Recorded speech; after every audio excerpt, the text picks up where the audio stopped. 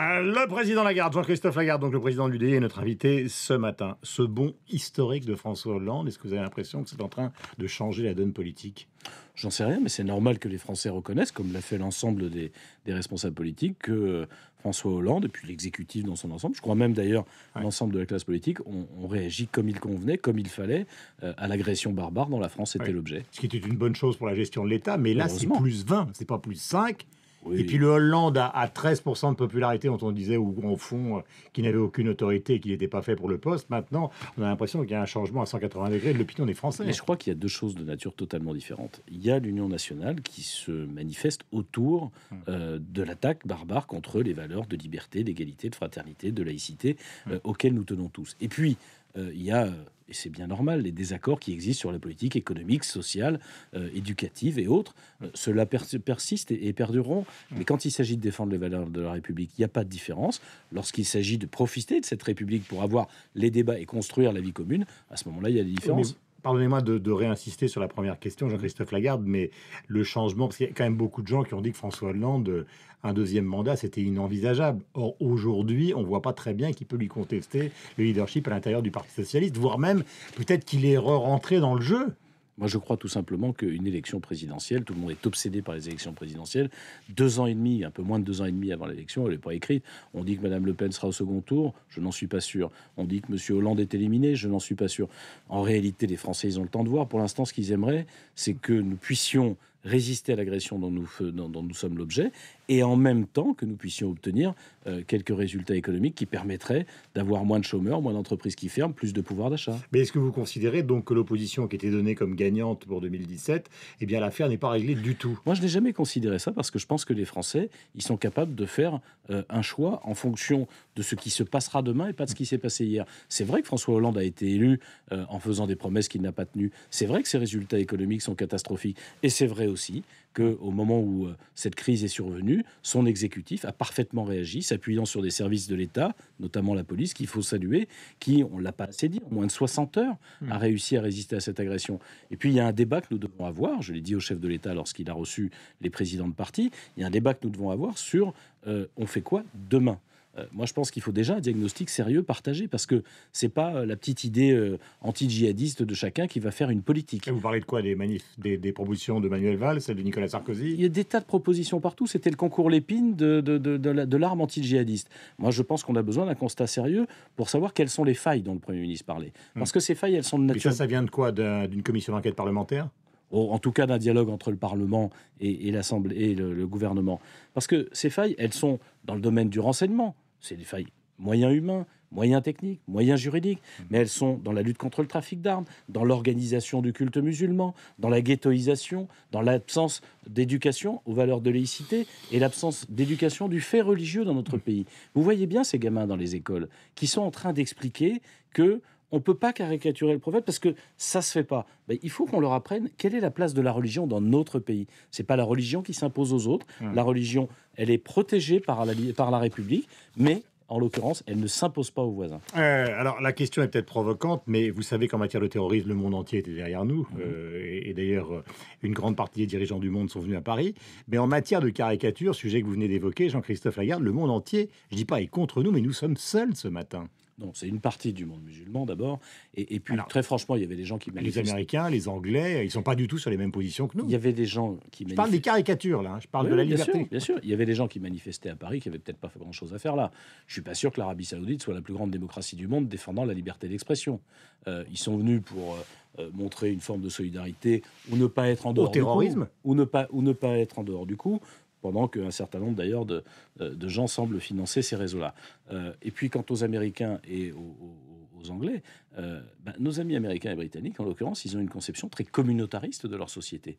Ça n'est pas la conception française, ça n'est pas la façon dont nous organisons la société. Mais on a abandonné la défense et l'apprentissage de nos propres valeurs, de notre propre construction. Est-ce que vous croyez franchement que si vous étiez professeur, par exemple, de philosophie, de français, vous pourriez expliquer à des jeunes musulmans que le meilleur moyen de s'intégrer aujourd'hui, c'est le modèle Charlie Hebdo ?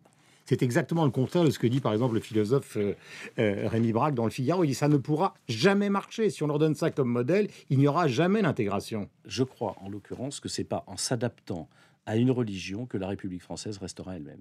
et que c'est bien en apprenant aux enfants que la chance que nous avons, c'est de vivre depuis 110 ans maintenant avec une valeur qui s'appelle la laïcité, qui vous permet de croire ou de ne pas croire, de critiquer ceux qui croient ou de Je suis en train de réfléchir avec vous, je suis pas en train de Bien prendre sûr, position. non, c'est pas. On se souvient de la bataille qu'il y avait lieu avec Nicolas Sarkozy quand il disait finalement l'instituteur et le prêtre, quel est le niveau exactement de responsabilité ou de hiérarchie. Il n'avait pas raison. Eh bien, il n'avait pas raison.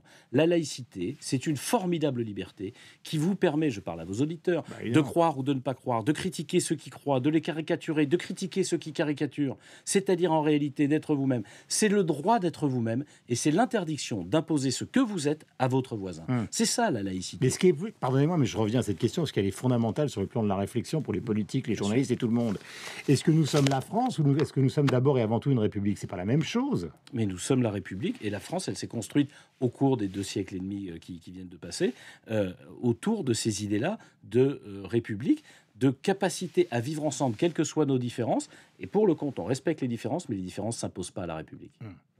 Et donc, sur le plan de l'éducation, et donc, je pense qu'il y a un gros travail. Vous vous rendez compte que tous les professeurs à qui vous parlez ce matin vont être obligés d'expliquer à des gens qui ne le conçoivent pas qu'on peut mettre des caricatures de Mahomet à la une des journaux. Mais vous savez, quand on a obligé les enfants d'agriculteurs français à venir à l'école au début de l'instruction publique laïque et obligatoire, ils ne concevaient pas qu'on mette les enfants à l'école. Et la République, de ce point de vue-là, elle s'est donné le devoir de former, d'éduquer.